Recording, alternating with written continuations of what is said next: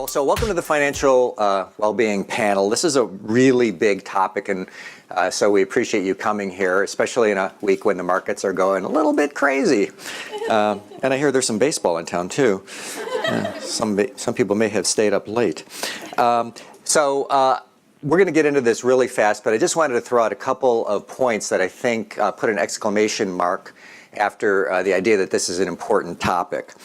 So at Forrester, we conducted a survey of 110,000 adults, and we found that 35% said they felt anxious about their financial situation, 35%.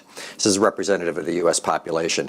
33% said they lived paycheck to paycheck, and 20% said there were bills they couldn't pay in the past year due to other financial priorities.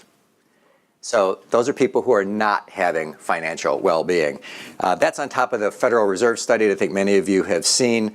This was a report last year that was definitely a topic of conversation around the coffee machine, where 40% of U.S. adults said that if they faced a $400 unexpected expense, they would either not be able to pay it or they would have to sell something or borrow some money. So that's sort of if this were a health conference, that would be like if 40% of Americans were one cold away from being in the emergency room. So that's why this is a really important topic. I was very excited to be asked to moderate it, and I'm very excited by our panelists. So we're just going to bring them out one at a time. Going to be very brief, and then we're going to get right into questions. I'm going to ask them a few questions. While you're hearing what they're talking about, you ask your questions. I'm going to see them on this monitor, and when we get to the point where I see that we've got a bunch of them, then we're going to go to you because I think you'll be happier with your questions than my questions. Okay? Good. Okay, so first up from Ally Bank, Joy Surles, UX Design Manager. She manages the content strategy for Ally Financial's authenticated experience. Please welcome Joy. Next, from FICO, Christy Mylks, UX Research Lead, who heads the user research efforts for FICO's enterprise and analytics products, which many of you probably use. Please welcome Christy. Yep, second chair, please. And from Prudential, Caryn Gallis, Lead UX Designer in the Workplace Solutions Group, which provides disability insurance, life insurance, and retirement savings solutions. Okay, those are our for-profit panelists. Now we have, I think this makes this extremely interesting, two panelists from the world of nonprofit. So first up, from CFSI, the Center for Financial Services Innovation, Mimi Joy, Head of Strategic Partnerships. She's a career veteran of the financial services industry with extensive experience in the fintech sector. Mimi.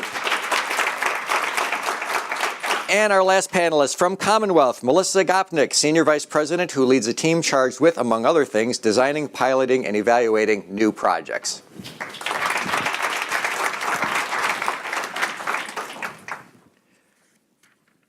All right, I've got my old school clipboard here.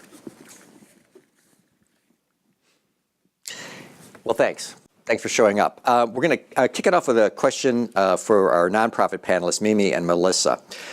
So this is a panel about financial well-being. How do your organizations define financial well-being? Why don't we start with you? Thank you, Harley. So at CFSI, we're very focused on measurement, and we've developed a measurement toolkit that's available for institutions to use to measure the financial well-being of their customers or their employees. And we think that's a really important component. And then beyond that, just that your financial systems help you build resilience and pursue opportunity on a daily basis. And so what would be a financial resilience? What would be an example of being resilient? So there are 4 categories we consider across spend, save, borrow, and plan, and that you are resilient in each of those areas, that you're able to pay your bills, plan ahead, sustained unexpected expenses, and so on. Like that $400 thing. Like the $400 thing. Great. Melissa?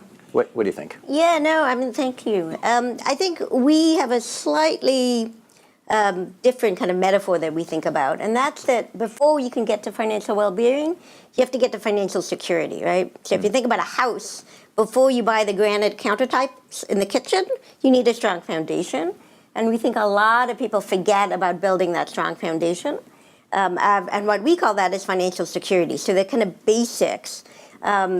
that you need, and many people, as your stats show, don't have those basics, and there aren't the financial products to help them meet their basic financial security needs that we think are critical for everyone before we get to the financial well-being features.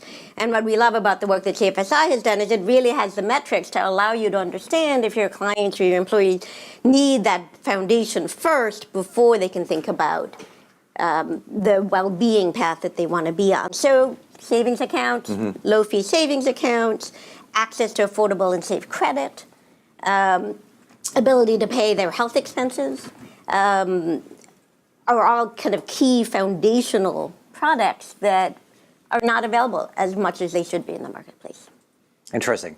Okay, so I'm curious to get a reaction from our for-profit panelists. Let's start with Joy. So what do you think about that definition of financial well-being? Does that sound good? Does that align with what your company does? I would say that our definition would be fairly similar. From a for-profit perspective, we obviously want our customers to be financially sound, to make good financial decisions. And our company has been shifting some from a focus on high balance savers, really secure people who want to put their money in a CD and just ignore it, more to getting people fresh out of college, getting them started early with a strong foundation, and looking toward, the business sense in that is that if you catch someone early, then you'll have a lifelong earner. And if you help nudge them into good habits and help encourage them to save and make wise decisions about their credit, then hopefully you'll watch them build wealth, and we'll get wealthy too. So you're basically taking the long view in terms of it's good for them, it's good for you. Right. That's interesting. Christy, want to? I would agree. I mean, I think similarly, the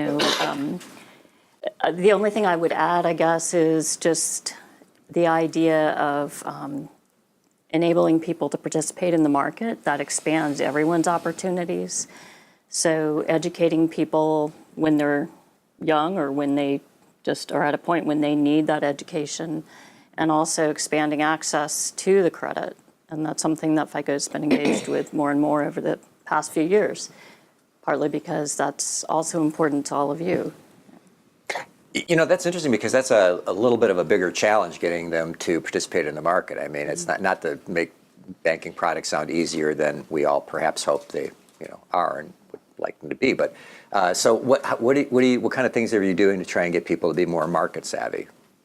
Well, I mean, FICO actually invests a lot in education of the consumers, and the MyFICO portal is one thing. There's also other education initiatives that are at play. I think we're working with CFSI on some of those and trying to find the right locations to provide that education. Part of the issue being around who do you trust to provide financial information and guidance to you. Yeah, trust is a big deal. Caryn, financial well-being? Yeah. Prudential defines financial wellness in 3 ways. Meeting your day-to-day expenses, which you mentioned, saving and meeting those financial goals, buying a house, saving for college, things like that, and then planning for those unexpected, especially in life insurance and things like that, being able to have your loved ones protected. And those facts that you mentioned, we are dealing with finding solutions for those, and also within the Workplace Solutions group, 70% of HR people have reported that their employees are concerned about their financial wellness. And if we can help solve for that, it would make people be able to focus on their job more and be productive at work and at home. And that is our concept of this wellness ripple effect, where that'll affect your work, your home, your community, and the greater good. Yeah. So we got a little sense from Joy about why Ally thinks that this is an important thing for their overall corporate goals. From your perspective, and we just heard a little bit about why it's important for your customers, your corporate customers, the businesses. So what's in it for you? This has been Prudential's mission since the get-go. Like if you've seen, there's a new marketing campaign called the State of Us, and it really shows these stories from around the country of different communities, and that's really what we're focused on is the people. So I'd say, yeah, we're a company that, like every company, we're looking to grow, but there really is a deep seated benefit that if we can all lift up together, it helps everybody. Okay, so I think we probably would all agree that financial well-being is good for customers, good for our organizations. So just to shift gears slightly, because there is a bit of an elephant in the room. So how much the responsibility for financial well-being should be on your companies, and how much is the responsibility of the individual? For example, I realize that consumers a lot of times have difficulty understanding what kinds of situations that they're faced with, like what kind of a portfolio should I have, assuming I have enough money for a portfolio, right, of any kind. But what are their responsibilities with regards to trying to take on that education, to be receptive to that education, and to change their behavior? When do we start with you? Yeah. So, how many people in this room have done something in the month of October that they know is not quite right for them? Had that extra piece of chocolate cake, second beer, second glass of red wine when the Red Sox won, right? So knowledge is just not sufficient. You got me on the wine part. On the wine, there we go. People don't always do, even if they know what they should be doing, right? Oh, yeah. Because it's about what choices are they given, right? So when I eat at home, I have my yogurt and fruit. I come here this morning, I had some chocolate croissant, right? So it really is about having a landscape or having a system that provides good choices for you. Mm-hmm. And that's often the problem. If you live in some neighborhoods, the banks close at 4 o'clock, so you can't go to the bank. The check cashing stores stay open until 10 and speak Spanish, so you're going to go to the check cashing store.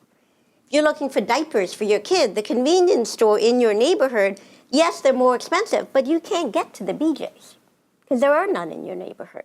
So we really think that it's not a problem of knowledge, it's a problem of what are my options that I can access easily in my complicated life. Mm-hmm. And what we need to do as a system is offer better options so that people can make better choices. Because I really don't think it's a knowledge gap. Everybody knows we should save, we shouldn't spend as much, right? Who doesn't? It's really about what are the easiest options that I can access. Well, that's interesting. So I'm going to throw it over to the for-profit for just a second, because I'm curious. So how much of what you do to try and promote financial well-being is about the options that you offer, and how much is trying to use a term, steal from Richard Thaler, nudge people to actually use those options? So how much is we don't have the right options, how much is the options are there but people aren't using them? At Ally, we keep our product offerings are pretty slim, and we have checkings, we have savings, we have investments. We've broadened it over the last few years, but we don't have 20 different checking accounts that you choose from. We have one good checking account. And I think we definitely are moving in a direction where we're working to create an ecosystem where there are little bits of education within at least the authenticated experience, where we would give you some analysis of your transactions to let you know, we see you're spending a lot of money on fast food. Is there a way that you could cut back? Or to encourage people to be mindful about their money. It's really intimidating, even for me, working for a bank, making decent living. I don't want to think about my retirement. I don't want to look at that long view. I had kind of a late start in my own career, so my retirement is not where it should be. But if you ask me to look at what can I do over the next 10 days that could help me save a little bit more, and how could I start to nudge in my own life, and that's the approach that we take to content, give people the little pushes in the right direction in places that are relevant, where it makes sense, and that are as personalized as we can get them. That's our approach right now. Yeah, and that is something that Ally is known for, is managing the complexity by saying, here's a smaller number of good options, which could also be another way to, if the option that you're offering is a good option in the first place. Caryn, how about you? I'd say we still have probably too many. That's still something that we can work on. Like, we have a lot of offerings, and I don't think we do build some tools, and we're monitoring how people come to them and doing the sense and respond of like, oh, people don't understand that, let's refine the language. So it's still experimental of where we can educate and where we should put that education. Like, is it articles? Is it videos? Where is it in the logged in experience? We were just talking about that. Is it before login? Like, we're really experimenting a lot of where we're putting that education. Because there's an idea, you build it, they're not going to come. So you have to really meet the user where they are. So I'm curious if for any of you, because I know talking to our financial services clients over the years, there's always this dichotomy of, geez, you know, it's not that hard to know what to do. It's really hard though to help people to understand it and then to get them to do it. So this would be for anybody. What have you found to be effective in getting people to make better financial choices, you know, helping them to understand this is in my best interest and then actually do it. So there's a knowledge component, there's a behavioral component. Anything. Personalization. I think as much as you can personalize the recommendations to their exact financial situation right now and to offer that recommendation in a context that makes sense for them, you know, if you're talking about their checking account, make that recommendation in the context of their checking account and make it as personal as it can be. That's what people respond to, and that's what they'll actually look at and engage on. If it's a banner on the homepage, probably not. You're going to do what you came to do. Mm-hmm. Right. So, and what makes that possible, just very quickly? So what sort, like, because personalization, I think everybody here has probably had personalization gone wrong. You know, Harley, wouldn't you like to open up a college savings account? No, thank you. My son is about to go to college. His college savings account is full. I did that, 17 years ago. What works? What makes it possible to make that happen? What enables personalization that's good? I mean, for us, it's a real commitment to understanding our customers. I mean, I don't work on the AI side, but I know that from a UX perspective, we make a recommendation of what information we think would be useful, and our developers build the filters that we need to be able to get those. We'll target a specific customer with a specific recommendation based on the structured analysis of their transactions, or sometimes it's persona based if we don't have the tech to be able to deliver the true, like, you, Harley, are spending too much money on red wine. We can get into a person like you generally is doing this. But as long as those recommendations are delivered intelligently, people respond to them well. All right, interesting. So, and I'd like to add that it's not just an understanding and an education problem, and an access problem, as Melissa pointed out, but the way people work and the way people receive their income is changing. Income is becoming more volatile, and there's a mismatch between income and expenses, right? And so a lot of the traditional products don't meet those needs. And so we really need to understand the consumer. It's not a lack of discipline. It's the fact that they don't have any money left at the end of the month to actually save, right? So, and how do we help them with that?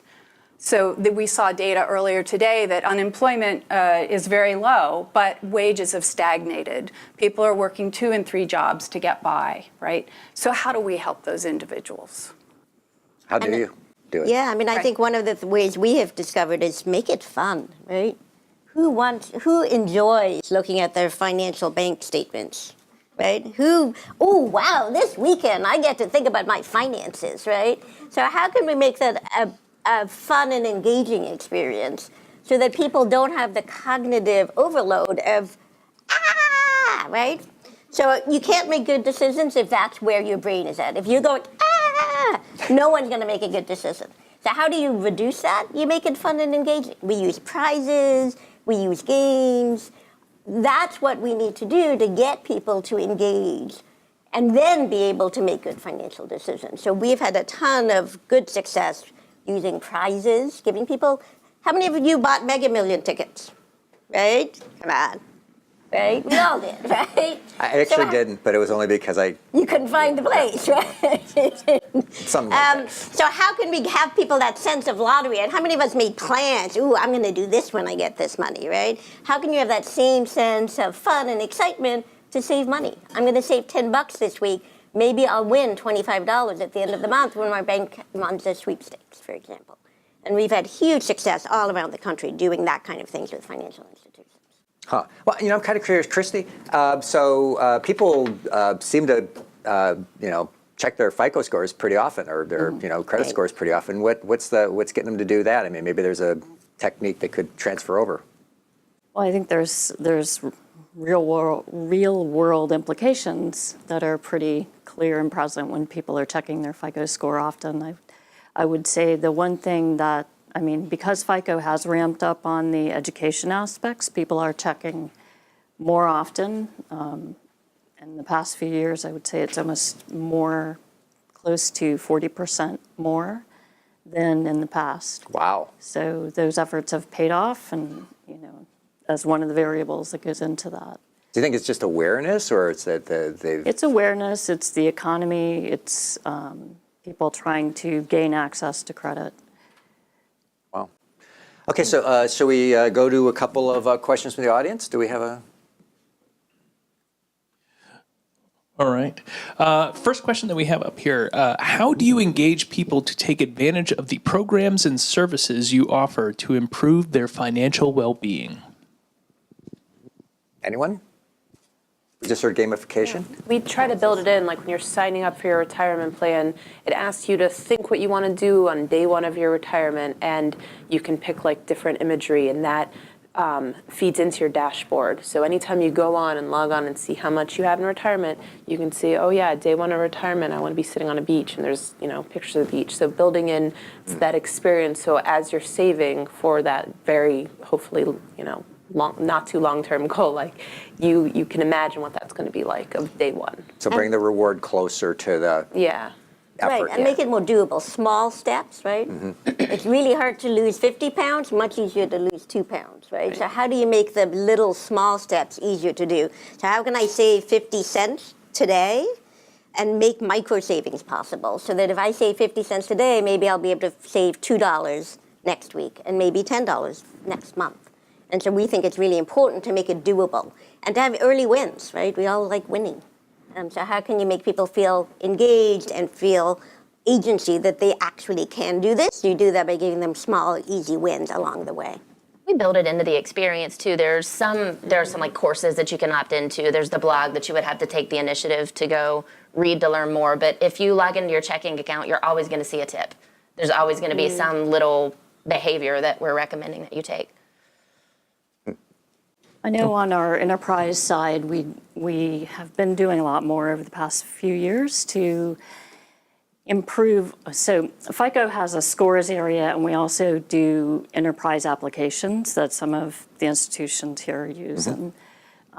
So within those enterprise applications, one of the things we've been trying to do is help make it easier for you to pull in data from across the different units in your organization, so that people don't get lost in the handoffs as often, and also helping to have more of a 360 view. People get really frustrated. I mean, from some of the on-site research I've done at banks and call centers listening in on calls, it's people get upset when they know, especially in these days when everyone's talking about the data and data security, they know you have the information. So use it to help them, as well as to help the bank. It's really a mutual goal. Everyone's, rising tide lifts all boats, as they say. There you go. And so just as an example, I guess I would say, one of the things that we found with some of our customers was when it came to the point of collections, when things are really low and down in the dumps for people and they are trying to avoid interacting with you. The more that you can do to reach out to them by easier means and means that allow them to retain respect for themselves, and putting options in front of them that are right for them, targeted for them, helping them understand that. And then also on your employees' side, making data available that tells them things like, oh, this person is a seasonal worker, like Mimi was saying, like people have a very mixed variety of income these days. So a collections if an moment agent, is on the phone with you and they start to realize, if they're able to see that this pattern is happening over time, they can start having that conversation with you. And it's a very different understanding of your customer than, this is someone who's repeatedly going into debt at this point, but it's mainly because we're not offering a product to them that allows them to pay on terms that they can meet. And obviously there's AI, sorry. Bring the data forward and let it Right. inform the conversation. Yeah, Gender Financial did something very similar with collections for farmers with loans because of farmers being very seasonal, right? I mean, you either have money or you don't have money. So yeah, I think that's really good advice. Bring the data forward, inform a conversation, have it be meaningful, contextual. I want to make sure, because I should know we have a lot of other questions. Yep. Great. Our next question features the M word. How to get millennials to think about long-term financial well-being. How do you do it? Oh, God. Help them with their student debt. Good start. How? Right. So you've seen some great partnerships like with Fidelity and Tuition.io where they're helping their staff, the employees, service their debt. They've got programs where, and then there are other employers that will actually, instead of they'll go ahead and make contributions, the match to the 401k, even though the employee isn't contributing because they're servicing student loan debt. So it still allows them to build up longer term savings. But I think one of the things we have to really recognize among millennials and all of us is we've got student loan debt and medical debt and credit card debt, right? So how do we help people manage through that? Anyone else? That was a good answer. I love that Fidelity program. It is. It's great. Well, mobile and self-management is where it's at when it comes to millennial generations. And I mean, that's what we're hearing from our customers on the enterprise side. So our LA, as a basically a virtual bank, pure digital play, do you find that you're attracting more millennials, or because there's some research shows that like when people hit 70 or whatever, they get more time in their day, suddenly they go extra digital, and so what are you seeing? We haven't traditionally, but I think we will in the future. I think some of our new marketing with our new agency partnerships is directly targeting millennials, and I anticipate that it will be effective because we've traditionally, we've attracted rate chasers, and the high balance savers have not been millennials. So we're in the process of shifting that focus. I don't think we want to chase off the high balance savers either. It's been surprising. I didn't expect when I started working at an online only bank that we would have so many rich old people as our customers. It seems like you would have. It was interesting from a brand perspective because I'm talking to people like me, and I'm not. I'm talking to older people who are maybe not as technologically savvy. But the designs in the end are the same. You want to keep it simple. You want to keep it really clear. You want to keep it lightweight, let people do what they came to do. So it's been an interesting process, but so far, that's not been our target audience. I think it will be in the future. Interesting. All right. Okay. Next question, another M word, metrics. How do you measure whether a customer has a higher degree of well-being? What are the metrics? Ooh. So at CFSI, we've actually developed a measurement toolkit that allows you to measure. It's a survey-based, that can be distributed to employees or customers to measure their financial health. It's got 8 questions in it, and you can combine that with transaction data if available to really understand their financial health. And then from there, you can pivot around the services and products that you offer, or if you're an employer, what kind of benefits that you might offer. How could somebody get that? Well, it's available on our website. Which would be? And you can download it. CFSIinnovation.org. Good. And I'm happy to answer any questions afterwards about how to find that. Because I'm guessing people are going to want that. Anybody else?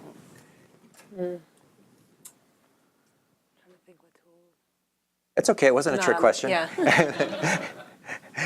I think we've got time for one more question here. How might an investment in the growth of worker-owned cooperative businesses impact financial well-being? Wow. That's a great question. Good question, whoever asked that one. I mean, there's a lot of evidence from other countries that worker-owned cooperatives, you have a more engaged workforce and therefore a more productive workforce. So I'm actually from Canada, and in Canada there's a long history of worker-owned cooperatives. And there is a ton of evidence that if you engage, we all know if employees feel engaged, they're going to be more productive and the business will do better. And so I think that's the kind of philosophy behind worker-owned cooperatives. You don't actually have to go to the extreme of totally worker-owned cooperatives to get that same level of engagement. I think the talk we had earlier about how do you hire the right people and how do you engage those employees, a lot of those same techniques will get you to a place of a successful business and engaged employees. Worker-owned cooperatives are kind of the extreme version of that, but there's a lot of lessons to be learned about how you do that I think can be applied to regular businesses as well. Yeah, from a group insurance perspective, like we definitely verbatim from our customers, and then we follow from different platforms with voice of the customer. Like we see that, what you were mimicking, like, and to keep that engagement, because they're not coming to us until they have something go wrong. They're not coming unless there's a disability or things like that. So sometimes people don't even know that we're necessarily the insurer, which is our fault. We don't, and it's on us to service them when they come to us, to keep that engagement with their employer and things like that. Great. Yeah. So we've talked about people's responsibility, we've talked about our responsibility, and hopefully we've given you all some ideas about some things that you can do. So on behalf of our panelists, I say thank you, and let's